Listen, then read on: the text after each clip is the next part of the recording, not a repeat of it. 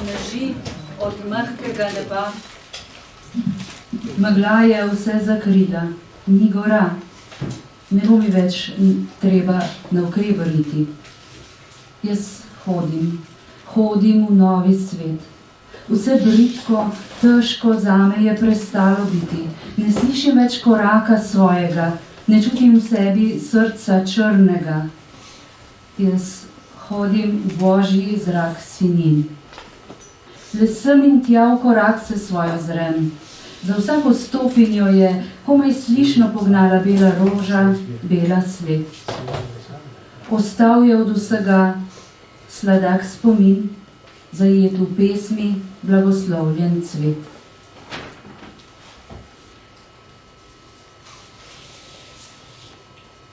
Tako je v uvodni pesmi svoje pesniške zbirke Sinje Ozare, ki je pri Mohorjevi v Celju izšla leta 1931, pel Jože Pogačnik.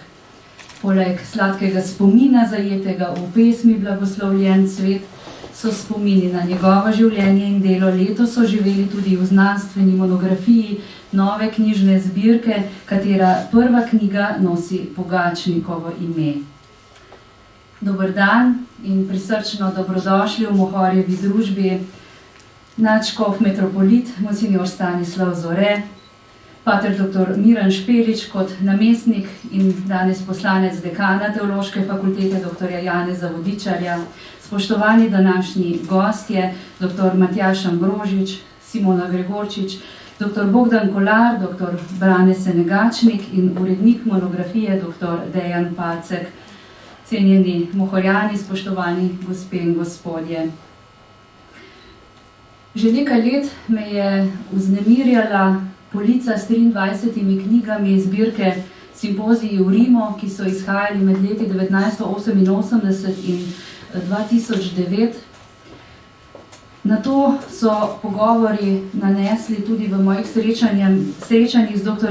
Dejanom Packom in hkrati v tem času sem na mizo dobila rokopis in pobudo za monografijo o njihovem ustanovitelju in uredniku, dr. Maksimilijanu Jezerniku. In ta knjiga je z naslovom Rimljan slovenskim srcem izšla lansko leto pri naši založbi pod uredniškim in avtorskim peresom njegove nečakinje Andreje Štorman Vrek in jo je prav tako uredil dr. Dejan Pacek.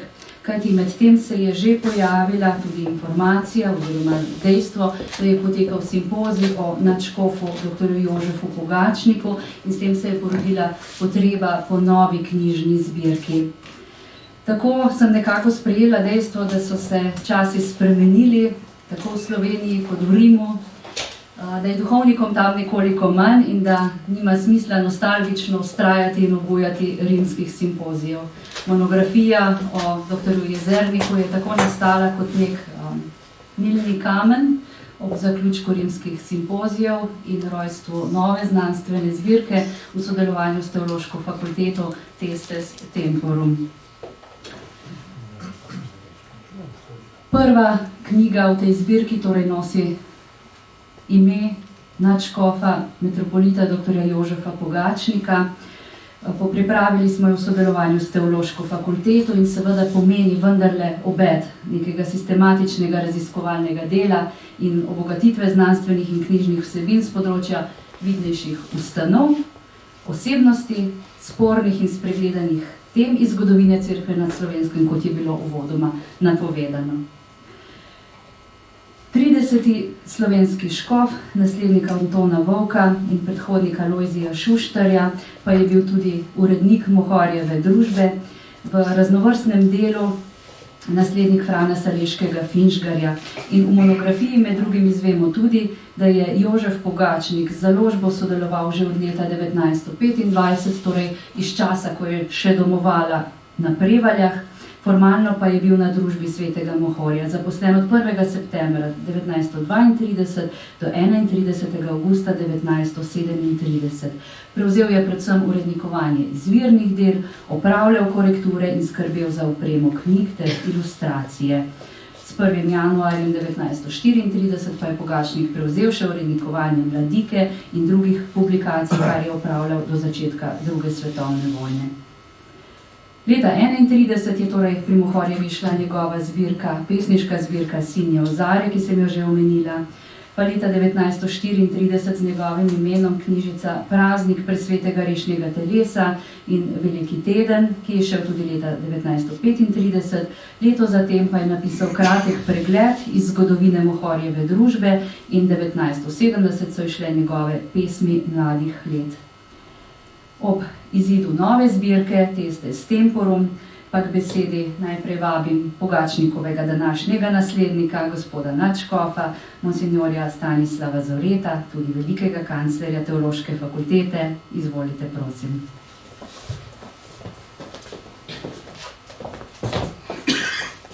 Hvala lepa za besedo. Lep pozdrav vsem, ki ste se zbrali v tem prostoru Mohorjeve družbe, zato da prisluhnemo predstavitvi tega znanstvenega zbornika o doktorju Jožefu Pogačniku. Lansko leto je bila obletnica njegovega rojstva, letos je, čeprav vem na pamet, obletnica njegovega imenovanja in škofovskega posvečenja in zato tudi lepa priložnost za to, da od bliže spoznamo tega moža, ki smo ga osebno poznali in vendar sem trdno prepričan, da je bilo marsikaj iz njegovega življenja, predvsem pa iz njegovega delovanja, iz njegovega škofovskega prizadevanja za umestitev življenja cerkve, življenja kristjanov, Teološke fakultete v takratni družbeni prostor, v družbeno okolje, nam bo vsaj razmeroma malo poznano. Te stvari se niso odvijale ravno na trgih in po ulicah, ampak v vztrajnem in bolj ali manj tihem prizadevanju v osebnih srečanjih in v osebnih naporih. Rad bi se zahvalil najprej sami ideji o tem spoznavanju nadškofa Pogačnika, potem pa tudi vsem tistim, ki ste se posvetili raziskovanju njegovega življenja, njegovega dela in nam boste to danes, vsaj predstavniki teh, predstavili v tej predstavitvi zbornika. Kar se mi zdi dragoceno je, na poseben način gotovo, da bomo tudi skozi prebiranje teh prispevkov mogli spoznavati neko previdnostno sovpadanje Božjega klica določenim ljudem, sposobnosti, ki so jih ti ljudje imeli in potem okoliščin, v katere so bili postavljeni, izvani, da v njih naredijo kar največ za Božje kraljestvo in za konkretno življenje cerkve. Nadškof Pogačnik je prišel na sedež ljubljanske nadškofije takoj za škofom in potem seveda tudi nadškofom Volkom, se pravi za zelo, zelo burnim obdobjem.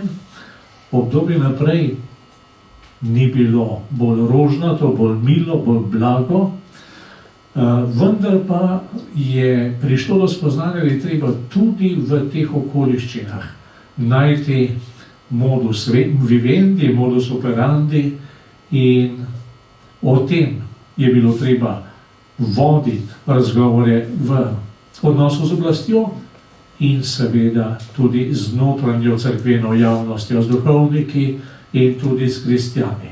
In verjamem, da bomo spoznali, da je bilo zato potrebne veliko modrosti, veliko daljnovidnosti in veliko potrpežljivosti in ponižnosti. In tudi spoznati lik nadškofa skozi te poteze njegovega življenja in dela je nekaj dragocenega. Zato hvala lepa vsem ustvarjalcem in vsem vam, ki boste širili znanje o nadškofu Pogačniku, tako osebno, kakor tudi med ljudmi. Hvala lepa vsem.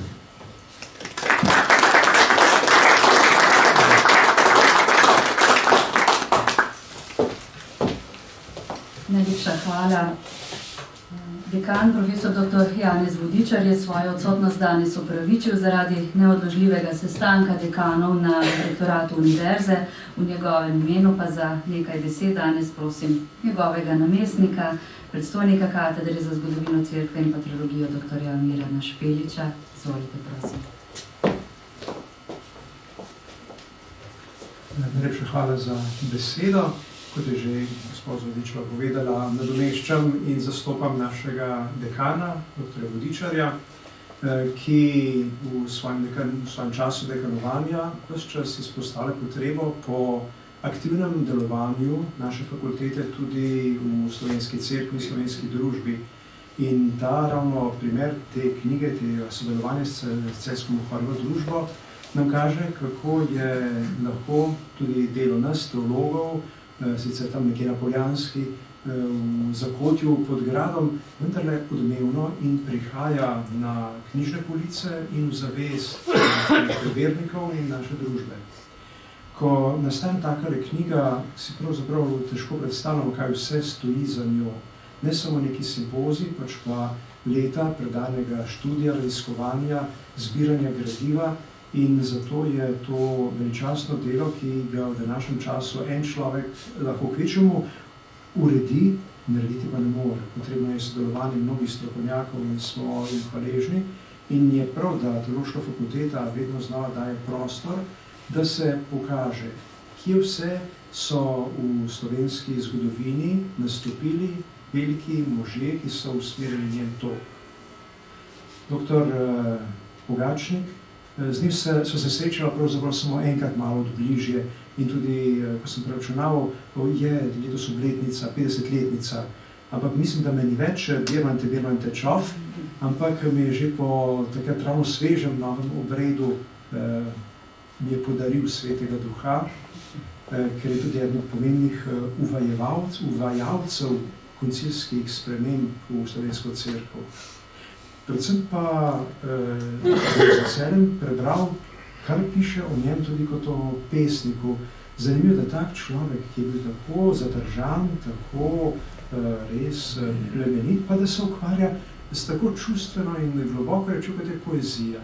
S tem pokaže na svojo širino in mislim, da tudi obseg te knjige kaže, da je njegova osebnost močno zaznamovala tista leta njegovega škofovanja in tudi še kasnejša. Hvaležen sem torej Celjski Mohorjevi, da je sprejel ta projekt, da ga promovira in čestitam vsem svojim kolegom z fakultete in ostalim sodelavcem za ta velik dosežek. Hvala lepa.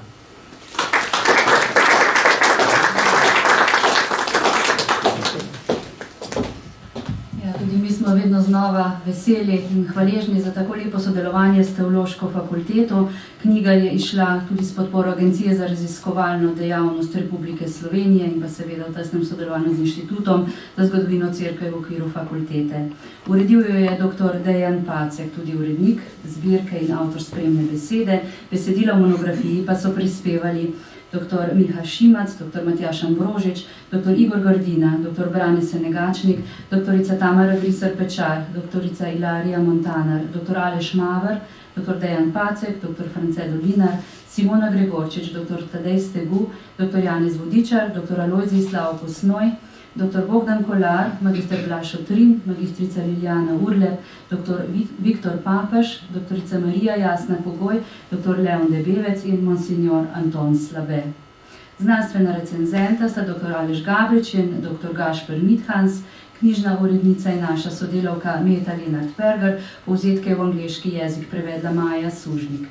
Fotografijo nadškofa na naslovnici je bila leta 1977 posneta in sicer je posnel fotograf Joco Žnidaršič, ki je preminul konec novembra lani, ko smo knjigo ravno pripravljali, hrani pa fotografijo Muzej novejše zgodovine Slovenije. Grafično zasnovo zbirke je pripravila naša sodelavka Sara Pančur, ki je knjigo tudi oblikovala in pripravila za tisk, pri korekturah pa je sodelovala tudi Lidija Murenc. Spoštovani urednik, dr. Dejan Pacek, zdaj pa seveda vas prosim, da nam z gosti razkrijete, kako je prišlo do ideje o novi zbirki, do izbora prve priče časov in pa kaj knjiga prinaša. Prosim. Hvala za besedo. Znanstveno monografijo o ljubljanskem nadškofu in metropolitu dr. Jožef Pogačnik vabi k branju 19 prispevkov. Ti tematsko obravnavajo delo, ki ga je dr. Pogačnik opravil za Cerkev v Sloveniji, ki odkriva njegovo bogato intelektualno, pesniško in voditeljsko osebnost. Oboje bodo nekoliko odstrli goste današnje literarne matineje, ki so, kot smo slišali, vsi avtorji prispevkov v monografiji o nadškofu Pogačniku. Dr. Ambrožič, zaradi izobraženosti in nadarjenosti so Jožefu Pogačniku cerkveni predstojniki zaupali številne službe, ki jih predstavite v svojem prispevku. Pogačnikov poklicno usmerjanje je bilo do te mere premočrtno, da njegov škofovsko imenovanje najbrž ni presenetilo nikogar. Ja, gotovo, zdaj pri Pogačniku je treba nekako ločiti tisto predvojno obdobje, medvojno obdobje od tiste krute preizkušnje trikratne aretacije in zapora po vojni in potem seveda tudi službe, ki mu jih je zaupal škof Volk in potem seveda leto 1959, ko umre škof Rožman in ko se stvar sprosti, ko Volk postane ordinarij in potem seveda tudi izbere uradno za svojega generalnega vikarja prav dr. Pogačnika. Ona dva sta se verjetno dobro razumela tudi zaradi tega, ker sta bila generacijsko dokaj blizu, ne? Med Volkom in Pogačnikom je bilo samo 2 leti razlike po rojstvu. In seveda vsekakor te sposobnosti, ki jih je pokazal Pogačnik že pred vojno, prav v povezavi z urednikovanjem pri Mohorjevi družbi in potem seveda tudi njegov angažma v Marjanišču in druge kvalitete so vodile škofa Volka k temu, da ga je izbral za svojega tesnega sodelavca, ker mu je lahko zaupal. Namreč ena od hudih stvari, s katerimi se je nadškof Volk srečeval, je bilo to, da so tudi kakšni podatki odtekali. Očitno pa je bil Pogačnik toliko zaupanja vredna osebnost, da je po izkušnji tega zapora in vsega tega znal ohraniti v svojem srcu vse tiste strateške odločitve, ki jih je bilo takrat treba pač narediti. Potem seveda po smrti nadškofa Volka leta 1963 je verjetno Sveti sedež že tako presodil, da je najbolj primeren za njegovega naslednika, saj si ga je izbral tudi za pomožnega škofa poprej. No in dejansko potem leta 1964 je potem Pogačnik tudi postal rezidencialni ljubljanski nadškof in Volkov naslednik. Nekako tako je tudi razvidno iz prispevkov, iz različnih vidikov, ko so osvetljene te zadeve. Hvala.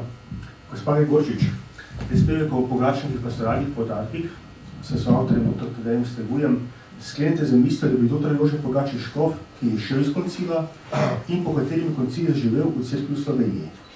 Ta misel naravno skliče po razlagi. Ja, hvala.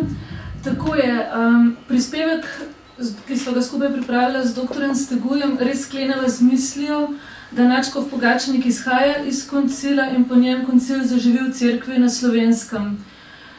Ob prebiranju njegovih okroženic, pridig in drugih nagovorov naravnost veje ven ta misel, da bi smernice in dokumente koncila, za katere je nadškof Pogačnik, kot vemo, zaslužen, da so bili zelo hitro prevedeni v slovenščino, da je ta reforma zaživela tudi v slovenskem prostoru. Ena od njegovih največjih želja pa je bila, kot je sam rekel, da ti dokumenti ne bi ostali na policah kot gola mrtva črka, ampak da bi zaživeli v pastoralni praksi. In tako se zdi, da je njegova pastoralna želja bila predvsem v tem biti blizu človeku, razumeti, da se cerkev odpira sodobnemu svetu, času in prostoru in potem iz tega antropološkega izhodišča pastoralne prenove iti dejansko v duhovno prenovo po zakramentih in pa predvsem tudi v vzgajanju občestva, pravzaprav bi lahko rekli tega, kar danes današnja sinoda govori, hoditi skupaj. Nadškof Pogačnik je ob svoji umestitvi, ob svoji umestitvi rekel: vi vidite škofa v lepi obleki s krasno mitro na glavi, jaz ne vidim tega. Vi vidite odliko, jaz vidim službo. In zelo rad je poudarjal, se pravi, ne gre za to, da boste vi meni služili, ampak da jaz služim vam. In tukaj se mi zdi res en tak poudarek tega občestvenosti, vsa ustanavljanja, ne vem, svetov, potem vemo poleg katehetskega, liturgičnega še glasbeni, umetnostni, sociološki, pa potem delo za misijone, komunizem in vse to. Vedno znova je poudarjal, dobro, to so strukture, to je organizacija, ampak vendarle prenova gre vedno preko osebnega spreobrnenja.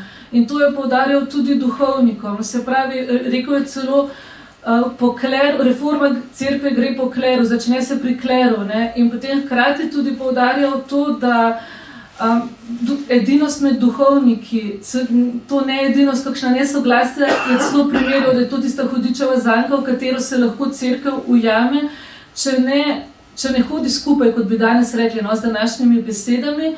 In tukaj se mi zdi tudi ta odmik od tiste cerkve, ki je, oziroma od nekoga pastirja, ki je nekje nad vsem in ki skuša predvsem z ene distance spregovoriti človeku do pastirja, ki skuša povezati, se pravi, tako ta odnos škof-duhovnik, pa potem duhovnik-verniki. Se pravi, da bi bilo res eno dejavno občestvo.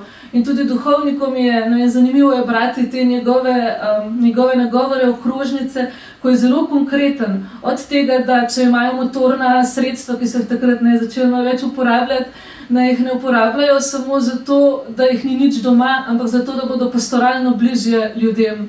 In pa potem vse, se pravi, to govorjenje, opozarjanje na to, kako pomembno je občestvo, kako pomembno je biti skupaj, da ne postaneš, duhovnikom reče, da ne postanete čudaki, nedostopni čudaki, pa hkrati ljudem, se pravi, da ne pridete samo v nedeljo, zato ker bi po zakramente, ampak da dejansko spodbuja eno to dejavno vključevanje laikov v živa občestva. In mogoče sklenem s to mislijo, da prav ta živa občestva, če beremo dokument, ki je izšel dobrih 30 let po njegovi smrti, pridite in pogledajte slovenski pastoralni načrt leta 2012, reče, namesto množičnosti spodbujati in ustvarjati živa občestva, v katerih posameznik lahko ustvarjalno zaživi in tudi osebnostno raste. In jaz mislim, da bi bil Nadškof Pogačnik s to mislijo, da bi se popolnoma podpisal pod njo, je pa rekel že takrat toliko let nazaj, veste, proces ni enostaven, je dolgotrajen in mestoma mukotrpen, kar pa izkušamo tudi danes. Hvala. Profesor Polar, ko je dr. Pogačnik prevzel vodenje ljubljanske nadškofije, je kot veliki kancler spremljal delovanje Teološke fakultete v Ljubljani pod vsemi vidiki. Bil je posrednik odnosov Teološke fakultete s slovensko politično oblastjo, ki je fakulteto najprej izločila iz Ljubljanske univerze, nato pa tudi iz javnega šolskega sistema. Kako se po vaši oceni znašel v tej nehvaležni vlogi? Najprej prav lep pozdrav vsem. O Teološki fakulteti kot delu Univerze v Ljubljani je seveda bilo že kar nekaj napisanega, zlasti ob 100-letnici, ko smo obhajali 100-letnico ustanovitve univerze, in tudi različni zborniki, publikacije, ki so išle v tistem času, čeprav fakulteta ni bila del univerze, so upoštevali tudi Teološko fakulteto. In pa seveda veliko je o tem raziskovanju pisal dr. Aleš Gabrič, ki tukaj med nami navzočen je bil tudi recenzent te publikacije. Glavni problemi, ki so zadevali delovanje Teološke fakultete, so bili predtem že rešeni. Dva problema, ki sta recimo se pokazala, kar ste tudi vi v vprašanju omenili. Leta 1949 je bila Teološka fakulteta izključena iz Univerze v Ljubljani, ne samo ona, tudi druge fakultete so bile osamosvojene in obravnavane kot samostojne fakultete. navadno to malo zamenjujemo stvari, ampak to se je takrat zgodilo več fakultetam in po celi Jugoslaviji. Leta 1952 pa se v bistvu dokončno zgodi, ko je fakulteta izključena iz sistema javnega izobraževanja. In 3 leta kasneje. In to se je podobno zgodilo tudi z drugimi teološkimi fakultetami po Jugoslaviji, tako katoliškimi, kot tudi pravoslavno v Beogradu. Tako da to je bil sistem, direktiva, ki je prišla iz vrha in so potem krajevni politiki samo uresničili, odvisno kakor pač z metodo, kakor je krajevna politika v posameznih republikah bila utečena. Že predtem, konec 40-ih let, je bila tudi ideja Kongregacije za katoliško vzgojo, da se teološka fakulteta v Ljubljani ukine in da postane navadno semenišče. Kardinal Pizardo je ta predlog poslal v Beograd, takrat upravniku apostolske nunciature, ki je samo s pošto poslal naprej v Ljubljano. No in to pismo, oziroma ta dopis iz Rima se nahaja v zapuščini Borisa Krajgerja, tako da približno se ve, kako so te stvari takrat poslovale.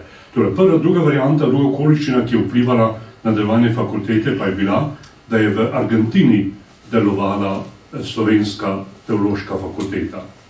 In mnogi so bili prepričani, da v Ljubljani še ena ni potrebna, ker itak že v Argentini deluje. Torej, ena velikih stvari, ki jih je upravil škof Volk, je bila prav ta, da na tisto rimsko pobudo, da se teološka fakulteta ukine, sploh ni odgovoril in da tudi ni dal alternative, da bi fakulteta bila zaključirana na semenišče, temveč je vztrajal, da fakulteta deluje še naprej. Tako je v vlogi velikega kanclerja že škof Volk in na to nadaljeval tudi nadškof Pogačnik, opravljal tiste naloge, ki so pač mu pristajale, tako rekli navzven, meni zunaj Slovenije, kot tudi znotraj Slovenije. Meni navzven je zastopal interese fakultete pred cerkvenimi oblastmi ali v svetu, zagotavljal recimo veljavnost diplom, akademskih nazivov. Vsi, ki so imeli akademski naziv ali profesorski naziv, so lahko predavali na katerikoli papeški univerzi po svetu. To zagotavlja veliki kancler, nihče drug. Veljavnost teh nazivov. Kot tudi veljavnost recimo diplom, ki jih je izdala teološka fakulteta, to so bile izdane v imenu Svetega sedeža in so veljale po vsem svetu. Če je nekdo šel študirati v tujino, so upoštevali diplomsko fakulteto teološke fakultete v Ljubljani, niso pa jo upoštevali v Sloveniji ali v Jugoslaviji. Veljavnost pa je imela predvsem svetom in so posod upoštevali kot tisto osnovno izobrazbo z teološkega področja, bilo potem mogoče nadaljevati študij naprej na drugo ali tretjo stopnjo. Tako da to je bilo delo, ki ga je Pogačnik za zavestno upravljal, hkrati se zavzemal seveda tudi za fakulteto pred našimi oblastmi, slovenskimi oblastmi in je predstavljal zagovarjane interese, zagovarjal potrebe, tudi ko je bilo potrebno pred našimi slovenskimi oblastmi, ne pred akademskimi, ampak veliko bolj pred politiko. Znal stvari urejati tako, da je bilo dobro fakultete in pa seveda tudi dobro izobrazbe, oziroma kvalitete izobrazbe. Zdaj je zelo zvesto skrbel za dobavo nove literature, da so periodika prihajala različne zapuščine, s čimer se v tem bogatila knjižnica teološke fakultete. Kot veliki kancler je bil na poseben način povezan z njo, je pa res, da je dvakrat poskušal tudi postati član učiteljskega zbora, prvič že pred drugo svetovno vojno in sicer na področju moralne teologije in potem po drugi svetovni vojni pa tudi nekaj časa predaval z področja cerkvenega prava. Tako da je bil povezan tudi kot predavatelj in seveda v vlogi velikega kanclerja. To je bila vloga, ki je bila uvedena v cerkveno poslovanje nekaj let pred drugo svetovno vojno. Prvi veliki kancler je bil Gregorij Rožman, na to pa so nadaljevali nadškofje oziroma škofje ljubljanski po drugi svetovni vojni. In osebni interes, tako rečemo, nadškof Pogačnik je izkazal res tudi osebni interes za fakulteto, se zanimal, hodil na srečanja, ugodil različnim prošnjam, ki jih je fakulteta njemu namenila, kar zadeva kadrovsko politiko, kar zadeva materialne pogoje in podobne stvari. Samo še mora kot podrobnost. Njegova ideja je tudi bila, da fakulteta ne bi več dobivala letne subvencije, ki jo je sicer dobivala strani verske komisije ali komisije za odnos z verskimi skupnostmi kasneje, kajti on je videl, da je to oblika zlate verige, s katero je bila fakulteta privezana na to komisijo. No in med škofi je prav dal pobudo, da bi nehali s tem in da bi se drugače organizirala sredstva, ki so potrebna za delovanje fakultete, pa je verska komisija se temu uprla. In ni hotela dajati več prispevkov oziroma subvencije, ki je na koncu postala bolj simbolična, v začetku je res nekaj pomenila, ki se potem seveda ni usklajevala redno v skladu z inflacijo in vsem, kar je pač družba pri nas doživljala, in se je verska komisija torej temu uprla in vztrajala, da bo še naprej podpirala delovanje fakultete. Na koncu je to toliko zneslo, koliko je bilo potrebno na leto plačati kurilno olje za ogrevanje prostorov fakultete. Hvala. Profesor Senegačnik, v prispevku ste orisali Pogačnikov poezijo v obeh njegovih pesniških zbirkah in nakazali njegov pomen in mesto v slovenski literarni zgodovini. Predvsem se vam je zelo pomembno poudariti relevantnost Pogačnika kot pesnika. Ja, to je seveda precej kompleksno vprašanje. Tradicionalna literarna zgodovina ali pa literarna zgodovina, ki so jo pisali nekoliko starejši, avtor nekoliko starejše generacije, kot Franz Zagravec pa Janko Kos, je Pogačnika pač omenjala ali ni omenjala, v glavnem pa ga je uvrščal tako imenovani katoliški ekspresionizem. To je pa pojem, ki ga nekatere mlajše, novejše študije pravzaprav postavljajo pod vprašaj, imajo morda celo za neprimernega ali nesmiselnega in skušajo to nadomestiti z nekimi drugimi kategorijami, kategorijo nove romantike, celo zapoznelih odzivov nove romantike, kar pa se mi osebno pravzaprav zdi v resnici neprimerno in deplasirano in tudi izraža določeno nepoznavanje fenomena ekspresionizma, ki je izredno širok fenomen, ki je seveda koreninil in se razvil predvsem v nemškem prostoru, ki ga je Jožef Pogačnik zelo dobro poznal. Ne samo zato, ker je pač študiral v Innsbrucku, ampak je to svoje poznavanje izpričal v nekaj esejih, objavljenih v Domu in svetu. Eden od njih je posvečen Reinhardu Johannesu Zorgeju, ki je bil izredno mlad, je umrl na fronti leta 16, ampak velja za začetnika ekspresionistične dramatike. Je avtor, ki je prehodil pot od ničejanstva preko protestantizma do konverzije v katolištvo. In ta avtor je bil eden, to je očitno iz tega eseja, močnih inspiracij za Pogačnika. Tako da je ta zveza z ekspresionizmom seveda jasna. Jasno je pa tudi, da je ekspresionizem v širših, najširših, v nemških okvirih fenomen, ki ima tudi svojo religiozno in celo, če hočemo tako reči, katoliško komponento, tako kot ima seveda tudi popolnoma druge komponente pri avtorjih, kot so, ne vem, Georg Trakl ali Gottfried Benn. Skratka, mislim, da je sodba starejše literarne zgodovine, da gre tukaj za ekspresionizem, katoliško usmeritvijo, poanto pravilna. Ali pa vsaj veliko bolj ustrezna od česa drugega. Seveda je pa vsaka takšna oznaka literarne vede zelo abstraktna, široka in pravzaprav za nas, ko beremo literaturo, ni tako zanimiva in pomembna, ker nas zanima, kakšen je ta avtor sam, kakšen je njegov svet, veliko bolj kot pa njegove podobnosti ali nepodobnosti s kakšnimi drugimi avtorji, kot nabor idej, motivov in tako dalje, ki jim ta poezija, ki jih izkazuje ta poezija. No, Še nekaj bi rad rekel. Pri nobenem pesniku ali pa pesnici ni celoten opus uravnotežen. Moramo reči, da so vse pesmi na enaki estetski višini. Gotovo velja to tudi za Pogačnikovo poezijo. V zbirki Sinje ozare, ki je bila pravzaprav potem ponatisnjena v zbirki pesmi mladih let, kjer pa je dodanih še nekaj drugih pesmi. Tako da pesmi mladih let so seveda druga zbirka, ampak vendarle ne tudi popolnoma druga.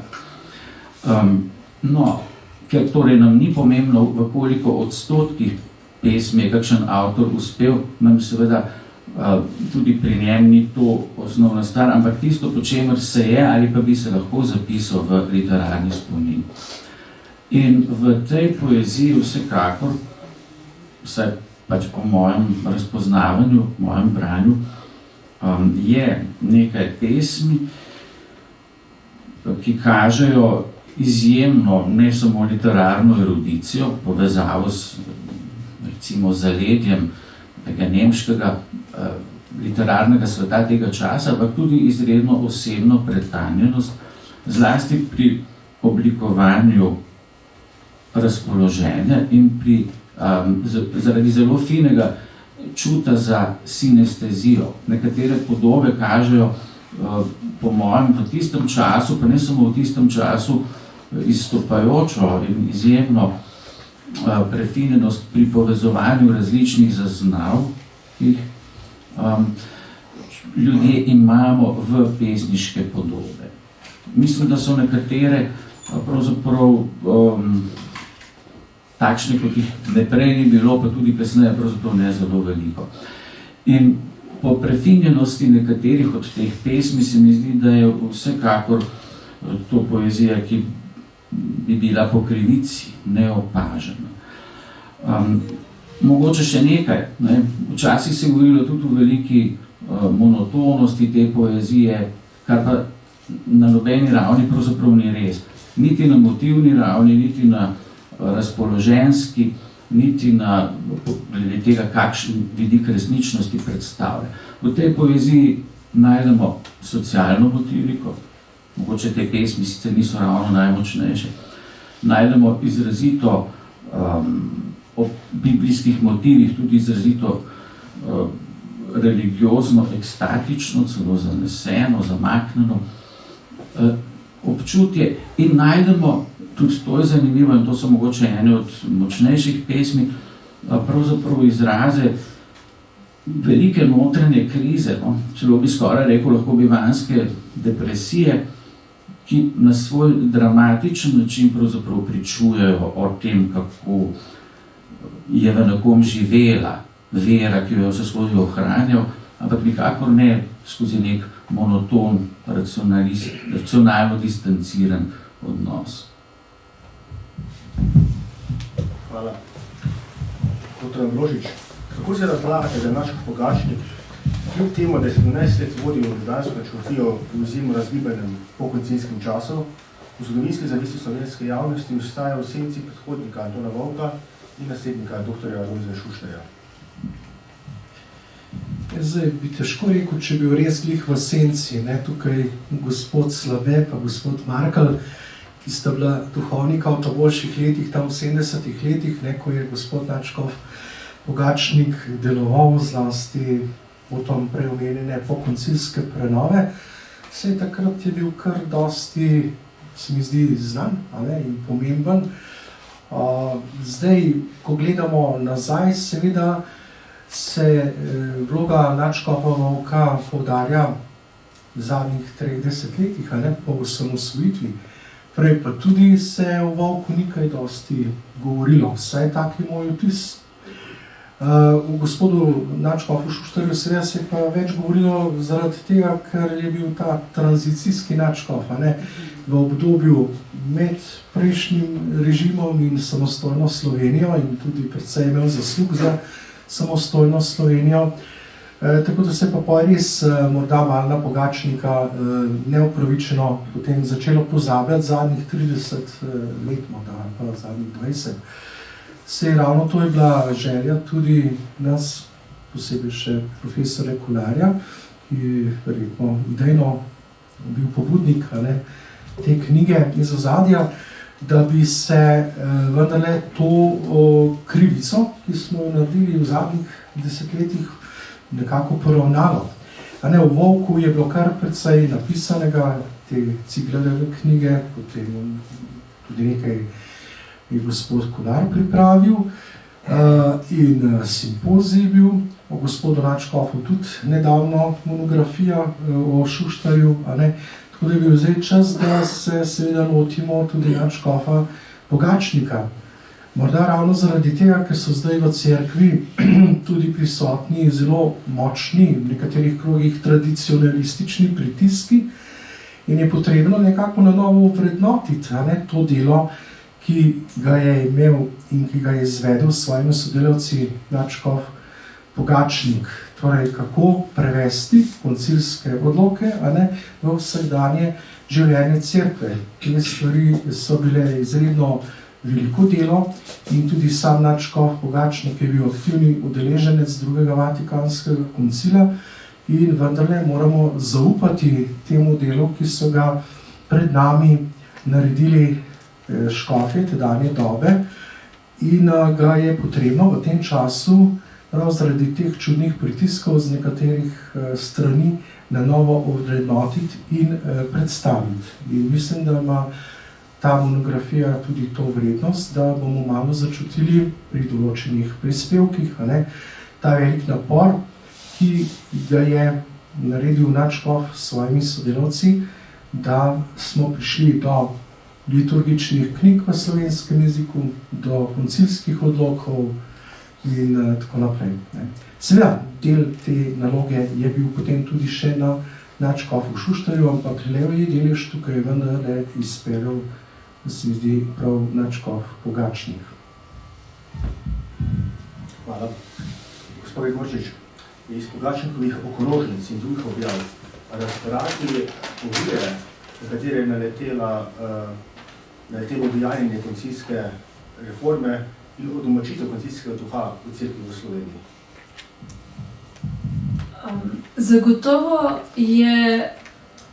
Zagotovo je Nadškof Pogačnik, tako kot sem prej rekla, omenil, da gre za neko dolgotrajno in pa mukotrpno delo, ki terja en svoj proces.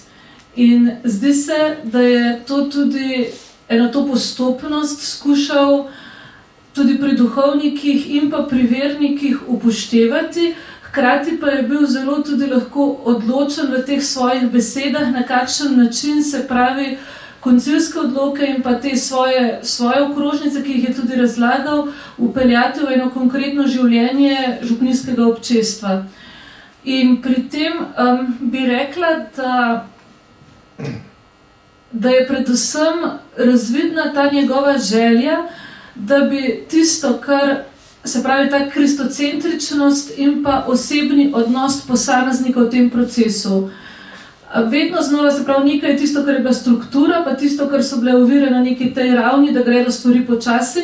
Na drugi strani je pa Nadškof Pogačnik vedno znova poudarjal pomen te osebne rasti v veri.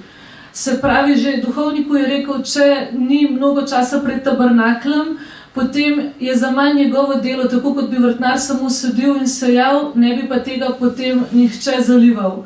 Se pravi, tudi ta preobrat v tem, da je opozarjal na to, kako so zdaj drugi časi in so laiki usposobljeni v različnih poklicih in ni več naloga duhovnika, da se ukvarja, vem, da nekje izpostavi pionirja sadjarstva enega od duhovnikov, mislim, da je bil Pirc, pa hkrati pove, niso več te časi, da bi moral duhovniki pokrivati tako široka področja, ampak da se vrne nazaj k svojemu postulatu, ki pa je, se pravi, tukaj se sklicuje nekje na svetega Bernarda, beseda, zgled, molitev, ampak največja od teh je molitev.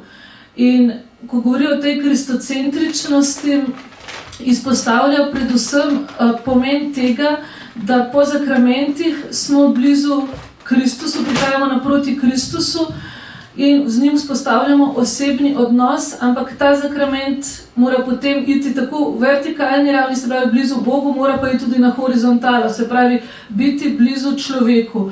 In zanimivo, da že v tistih časih govori, kako mora župnija biti misionarska.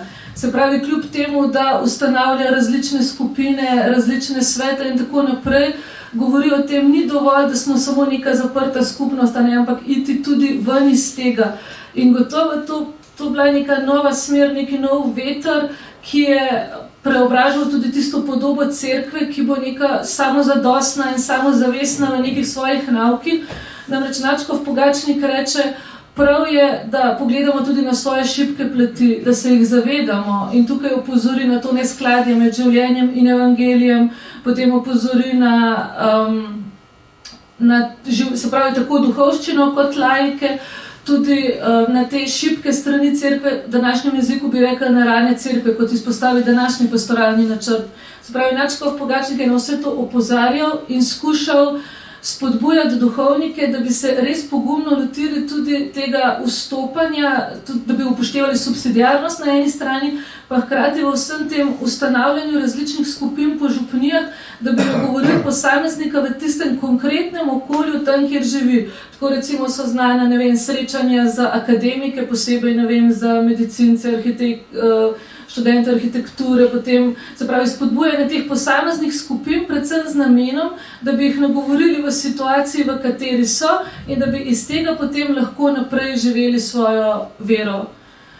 In tukaj potem tudi ta mistagoški krog, mistagoški proces, se pravi, ki je danes vemo, da v današnjih dokumentih še kako aktualen, se pravi, da to, kar obhajamo, živimo, kar živimo, verujemo in potem obhajamo, se pravi, ta mistagoški krog.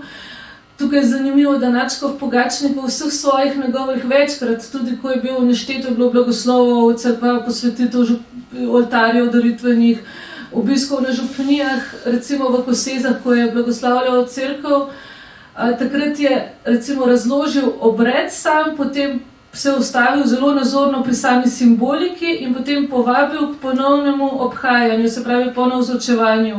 In tukaj se pravi, čeprav nikjer ni omenjena beseda mistagogija, lahko rečemo, da je bil še kako sodoben, tudi če bi gledali z današnjega vidika. Hvala. Profesor Kolar, v vašem prispevku beremo tudi, da je odnos med Načkovim Pogačnikom kot velikim kanclerjem teološke fakultete in posameznimi njenimi učitelji občasno prihajalo do napetosti. Kaj mi je potrebovalo in kako se je na njih odzval Načkov Pogačnik? Teološka fakulteta, če samo še tistemu prvemu mojemu posegu dodam stavek, Teološka fakulteta je bila 40 letja edina zasebna visoka šola v Sloveniji. Tako da rečemo, tudi v tem smislu je opravila neko zgodovinsko vlogo. Podobno, ko sta bili dve srednji verski šoli, Vipava in Želimne, edini srednji privatni ali zasebni srednji šoli. Tako da šlo je tukaj za neko zgodovinsko kontinuiteto in tudi nek zgodovinski pomen, ki ga je opravila tako fakulteta kot tudi obe srednji šoli. Za poslovanje fakultete seveda so pomembne tri stvari, recimo temu tako. Najprej mora imeti študente, če ni študentov, fakulteta ne upraviči svojega obstoja. Potem mora imeti materialne pogoje, to so bodisi prostore, imeti knjižnico, laboratorije, kar je potrebno. In pa tretji pogoj, seveda so pa kadri. In kadrovska politika je za vsako takšno ustanovo zelo pomembna. In Teološka fakulteta je velik del učiteljev podedovala oziroma so nadaljevali delo tisti učitelji, ki so na njej poučevali že pred drugo svetovno vojno, velik del teh učiteljev. In seveda, konec 50 in začetku 60 let so začeli ti učitelji omagovati. Tudi na njih so se poznala znamenja časa in niso več upravljali svojih nalog, kot bi bilo potrebno. In zato je bila pomembna naloga Načkova Pogačnika kot velikega kanclerja za boj, seveda skrbel za nove učitelje, pridobival tiste, ki so bili sposobni. In ko so se v sredi 60 let naprej začela odpirati vrata v tujino, je začel pošiljati študente v sredi 60 let v Rim, v Innsbruck in potem tudi nekatere druge kraje. Tako da je tudi na ta način želel obogatiti delo oziroma učiteljsko ekipo na Teološki fakulteti. Skušal je na različne načine te probleme reševati, tudi med drugim, da bi povabil slovenske učitelje, ki so v svetu že delovali. Recimo konec 60-ih let je bila največja stiska na katedri za biblične vede in takrat je on skušal dobiti dva učitelja iz Kanade, in sicer Alojzija Ambrožiča in pa Jožeta Plevnika, ki sta ravno kratko predtem doktorirala v Nemčiji. No in na vse načine se je trudil, sam posedoval, na koncu pa je verska komisija priporočila notranjemu ministrstvu naj ne da soglasja in tako je fakulteta ostala brez obeh učiteljev. Oklepaju smo povedano, namreč verska komisija je od obeh zahtevala, da se odpovejo kanadskemu državljanstvu. In se ne spodobi, da bi v Sloveniji poučevali tuji državljani, je bil eden od stavkov, ki so jih napisali. Najprej pa so pa obema slovensko državljanstvo vzeli v sodnem postopku in potem pa zahtevali, da se kanadskemu odpovejo, da bosta brez državljanstva, ali kaj takšnega. No? Tako da to mu ni uspelo, iz tujine niso prišli učitelji, zato je pošiljal potem na študij tujino in pa seveda sodeloval s tistimi, ki so na fakulteti že delovali iz predhodnega časa. Vedel je, poznal je, so bili to njegova generacija, duhovniki ljubljanske škofije in tudi levantinske in tudi administrature za slovensko primorje. Tako da nekateri seveda so imeli vezane roke, on je to dobro vedel, so bili sodelavci različnih državnih ustanov. Namreč leta 1952, ko je bila fakulteta izključena iz javnega sistema, so učitelji poučevali naprej in so našli različne rešitve zanje. Eden profesor je bil zaposlen v Arhivu Slovenije z delovnim mestom na škofiji v Ljubljani in na teološki fakulteti. Drugi profesor je bil zaposlen na verski komisiji z delovnim mestom na teološki fakulteti in podobne stvari. Tako so našli različne izhode in seveda ti profesori so služili obema gospodarjema, razumljivo. In nadškof Pogačnik, oziroma kot veliki kancler, je to vedel. Ampak ni zaradi tega prihajalo do konfliktov, večkrat je prišlo do konfliktov zaradi tega, ker je verska komisija za vsako imenovanje želela imeti svoj vpliv, dati soglasje, ne samo za tiste iz tujine, ampak tudi domače nove učitelje, ki so na fakulteto prihajali. Tako da nekatere primere niso uspeli rešiti in je bilo potrebno najti začasne rešitve in so potem predavane prevzeli drugi učitelji in podobno. Res je pa včasno prihajalo tudi do kakšnih kratkotrajnih napetosti, če omenim samo kakšno od teh napetosti in razlogov za to.